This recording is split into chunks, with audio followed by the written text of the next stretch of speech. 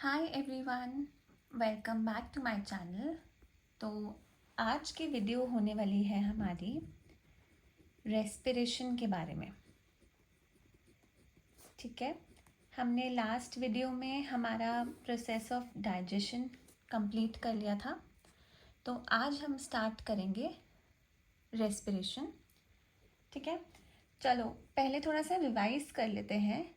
Digestion जब हमने पढ़ा था, डाइजेशन इन ह्यूमन बींग्स, तब हमने उसको ख़त्म कहाँ पर करा था कि हमने कॉम्प्लेक्स फूड का ब्रेकडाउन किया सिंपल सब्सटेंसेस में। ठीक है, और हमारी विलाई ने उस सिंपल सब्सटेंसेस को अब्जॉर्ब कर लिया था।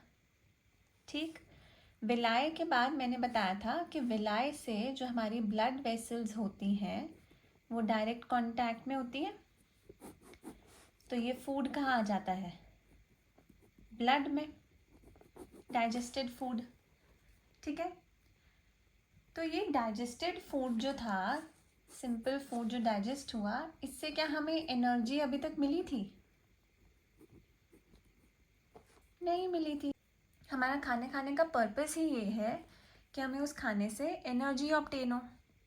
ठीक है, तो अब इस प्रोसेस ऑफ रेस्पिरेशन में हम क्या करेंगे? हमने जो ये फूड खाया था, जो हमने सिंपल सब्सटेंसेस में ब्रेक डाउन कर दिया था, सिंपल सब्सटेंसेस यानी कि ग्लूकोज,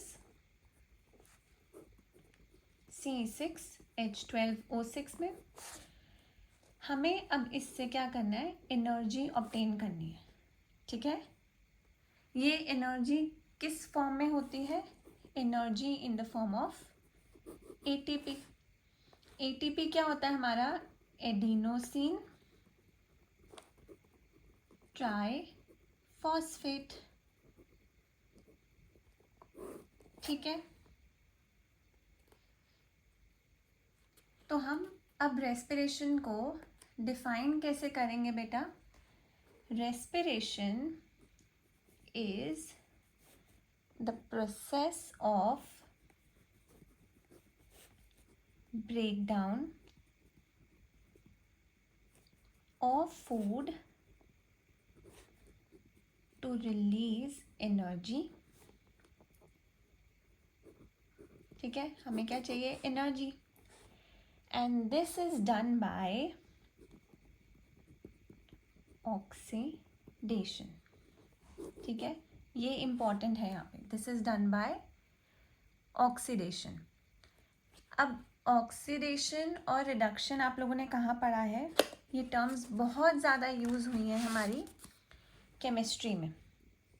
ठीक है, अगर मैं पूछूं ऑक्सीडेशन का क्या मतलब होता है? ऑक्सीडेशन का मतलब होता है एडिशन ऑफ ऑक्सीजन। ठीक है, सिंपली अगर हम कहीं पर ऑक्सीजन को ऐड कर रहे हैं तो वो क्या है? ऑक्सीडेशन। और रिडक्शन क्या होता है हमारा? रिडक्शन होता है जब हम ऑक्सीजन को रिमूव करते हैं या हाइड्रोजन को ऐड करते हैं। ठीक है, रिडक्शन में दोनों सिचुएशंस हो सकती हैं, या तो ऑक्सीजन रिमूव होगी या हाइड्रोजन ऐड होगी, लेकिन ऑक्सीडेशन में सिर्फ ऑक्सीजन ऐड होगी। ठीक है, तो अब जो हम ऑक्सीडेशन करने वाले हैं अपने ग्लूकोज का, ये ऑक्सीजन आएगी कहाँ से? इसमें ऑक्सीजन आएगी कहाँ से? ऑक्सीजन कहाँ से आएगी? जो हम एयर ब्रीथ करेंगे उससे हमारी ऑक्सीजन आएगी। सही है? तो चलो बच्चों, मुझे एक चीज़ बताओ, क्या ब्रीदिंग और रेस्पिरेशन सेम है? नहीं, हम ब्रीदिंग और रेस्पिरेशन को इंटरचेंजेबली यूज़ करते हैं, but this is not the right way to use these terms. ठीक है, ब्रीदिंग का मतलब होता है inhale and exhale of gases.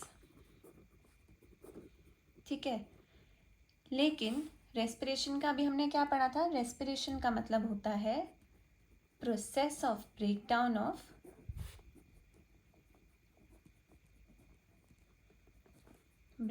Of food to release energy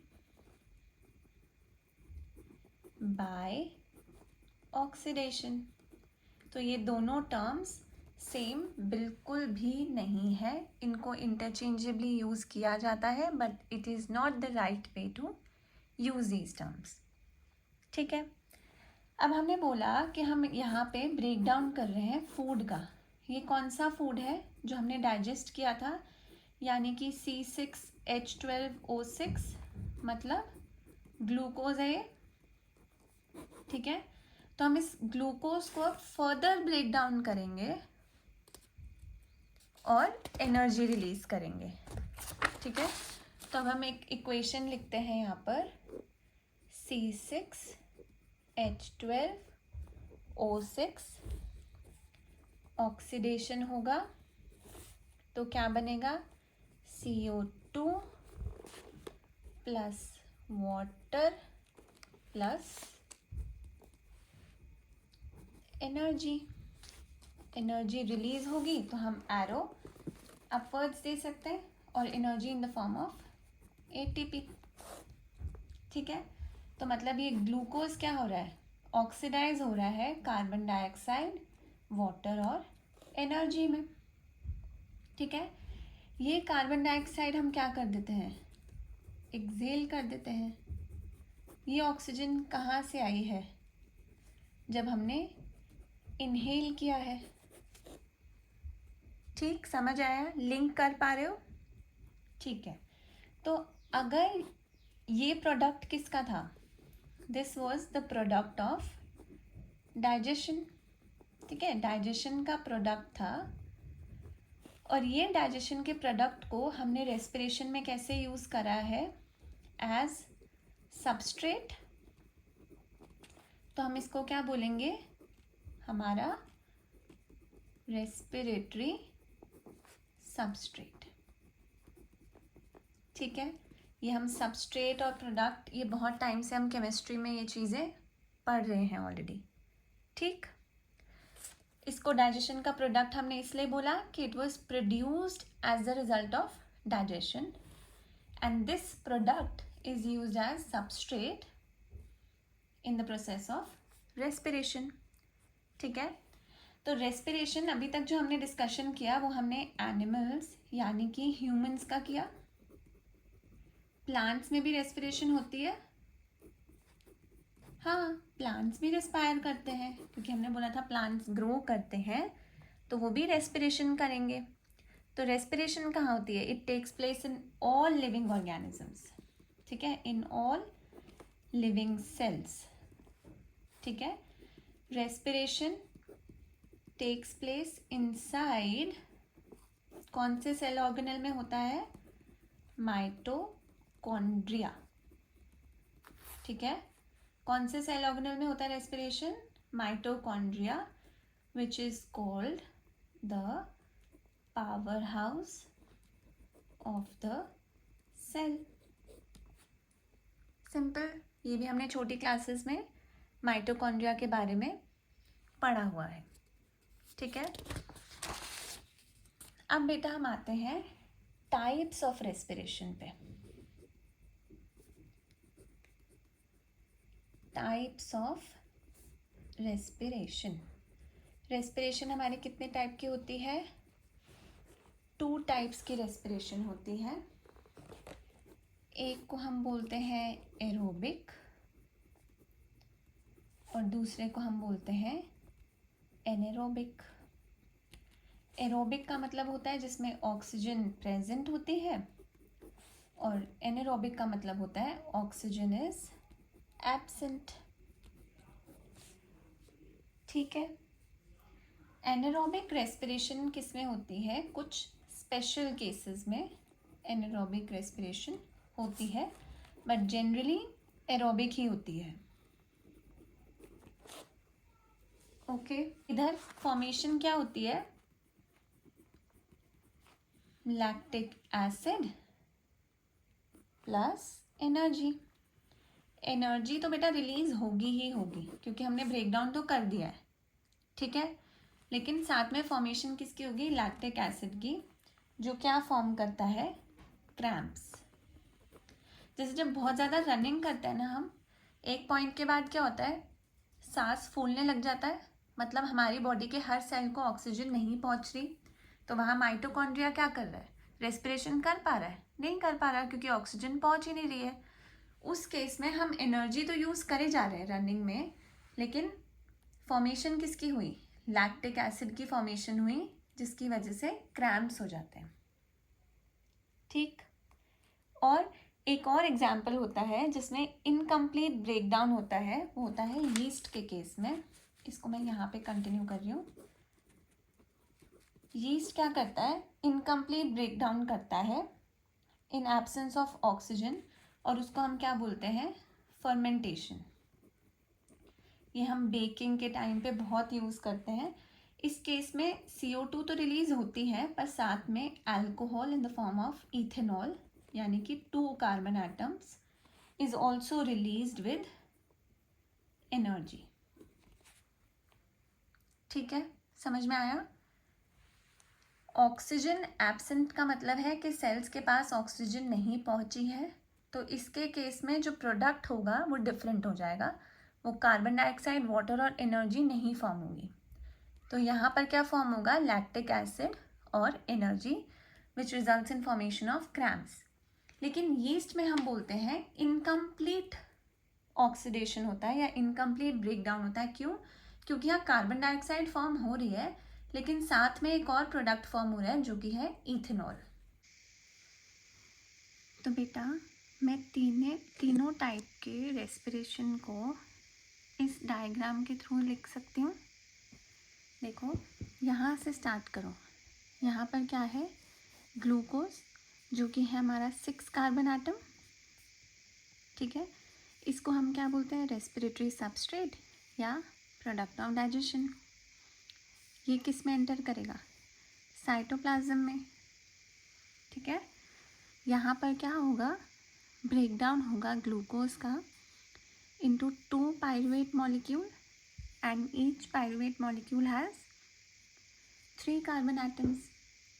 Now in presence of oxygen, in the first case, this presence of oxygen is where, in our cells. Here the mitochondria will allow the pyruvate to enter inside, and inside the mitochondria oxygen is already present. So this mitochondria will then oxidize the pyruvate and form carbon dioxide, water and energy in the form of ATP, ठीक। अब ये carbon, एक carbon है, ठीक है। अब lack of oxygen में, जो कि हमारे किस में होती है, मसल्स में, लैक ऑफ ऑक्सीजन हम इसको क्यों बोलते हैं, कि ऐसा नहीं होता कि ऑक्सीजन बिल्कुल ही ख़त्म है, कुछ अमाउंट तो हमेशा होता ही होता है, but that amount is negligible, ठीक है। तो मसल्स में क्या हुआ, पायरूवेट का ब्रेकडाउन हुआ लैक्टिक एसिड और एनर्जी में। एनर्जी इस केस में भी क्या हुई है, प्रोड्यूस हुई है, लेकिन साथ में क्या प्रोड्यूस हुआ है, लैक्टिक एसिड, और जो कि है 3 कार्बन एटम्स का। ये लैक्टिक एसिड क्या फॉर्म करता है, हमारे मसल क्रैम्प्स, ठीक।